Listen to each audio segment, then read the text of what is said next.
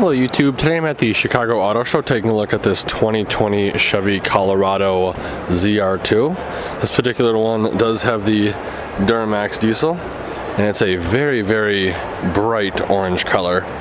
Starting off up front, you do have your standard halogen lights, ZR2 grille with black Chevy bow tie, black tow recovery hooks with metal skid plate, which is nice, increased clearance front bumper for these massive tires, and these are some Goodyear Wrangler Duratracs, and they are a 265/65 R17. They give you some nice body molding to protect against rock chips in problem areas, and if you notice, they give you a thick coating of paint along the rocker panel to protect against rock chips and corrosion. Nice cab slash bed length, should just say cabin bed length, rock sliders. They also continue the paint protection onto the bed. Very exotic orange. You have your diesel fuel fill ports right here. Really nice included Fender Flares because of the wider tires. There's your ZR2 badging. Standard halogen taillights as well. Backup camera, Chevy bow tie, grayed out bumper, and your standard 7-pin and 4-pin connectors. This one also has a full-size spare in the bed as well, which is very cool. There's that pretty big diesel exhaust pipe right there. There's your ZR2 chase rack with 2 LED pods up top. Very sweet looking truck. This is definitely a one-of-a-kind vehicle. You're not going to see, I don't think you'll see anything like this on the road. Let's take a closer look at the interior. Alright, so starting off on the left-hand side, we do have your window lock and your child lock buttons right here. All of your window controls are over here, and then your mirror controls are right here as well. Up by the door handle, we have your lock and unlock buttons. Right here we have your dimmer switch for the interior lights of the vehicle. Right here we have all of the exterior lighting vehicle controls. This button right here will actually turn on the very bright LED lights on the chase rack. And then right here we have your 2 high auto, 4 high and 4 low transfer case selection dial. And then above that we have your integrated trailer brake controller. Coming up to the instrument cluster, unfortunately I cannot turn it on because I do not have the key. We have your tachometer on the left, speedometer on the right, fuel level and engine temperature up top in the middle. And then under that we have an LCD display. Coming back to the steering wheel, very nice heated leather wrapped steering wheel with bolsters at 10 and 2. All of your cruise control buttons are right here, and your heated steering wheel button is right here. When it's on, there will be an amber indicator light that will light up and telling you it is on. Obviously, you'll feel it because you'll be holding it while you're driving. Right here we have the control pad for the LCD display in the middle when the truck is running. And then we have your hands-free call buttons. Just like on all Chevy products or GM products, you have a seek or scan rocker on the back of the left side of the steering wheel and a volume rocker on the back of the right side. This vehicle does have a physical key still. There is no push button start as of yet. 2 storage trays. The one closest to the windshield is a little bit wider, and the one closest to the passengers is a little bit more narrow.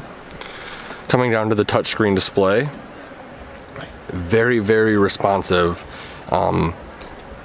compared to the previous model of touchscreen displays. I think across the board all the manufacturers are making it a priority to update their touchscreen displays. So this one does have a 4G LTE. Good, you? 4G LTE connection. It also has Apple CarPlay and Android Auto. It also has Marketplace, so you can get more apps, and you can also control the climate from the touchscreen as well. I like the redundancy with the physical buttons. Very cool. Again, highly responsive. They did a really good job with this. Below that we have the physical buttons for the audio, as well as home button for the touchscreen display, your back button and your seek or scan buttons. This vehicle does have dual zone climate control, So very cool. All your physical buttons for that are right here. Then we have a bunch of buttons down here that are exclusive. Some of them are exclusive to the ZR2. So you have your traction control off, rear locker engage, front locker engage, hazard lights. Because this is a diesel, you do get an exhaust brake, and I believe it's the only diesel in its class with an exhaust brake. You have your hill descent control right here, and you have your cargo lamps. Now, when most of these are engaged, there is going to be an amber light indicating that it is on. You also have heated seats. Chevy does it a little differently. They do heated seat and back, or you can just do heated back. You can't just do heated seat as of right now. You do have I believe they said this was a chapstick holder, is what I was told this was. Down here we have 2 USB ports and an auxiliary jack, as well as a 12-volt outlet, and then a storage tray right here. Here is your shift lever with manual plus and minus on the left side. 2 cup holders, wireless charging mat. Center armrest does fold up to give you access to some storage. Here's the ZR2 seats. Pretty nice leather. I like that that's stitched into the seat. That's pretty cool. Coming to the glove box. Pretty big glove box for this size of vehicle. Halogen lit vanity for passenger as well as driver. Auto dimming rear view mirror. Halogen dome map lights. And then your glasses storage. Pretty basic, hasn't really changed much since they came out with the Colorado. With that being said, let's take a look at the back and see how much legroom we have. So before I get in, I want to point out these seats do fold up like this, giving you access to under seat storage. In order to fold them up, you can't just pull up on them like you do in the Silverado series. There's actually a lever right here you pull up on, and then you can fold the seat up. Once the seat's in the upright position, it's locked in place. To release it, you're just going to pull on that lever, and the seat will fold back down.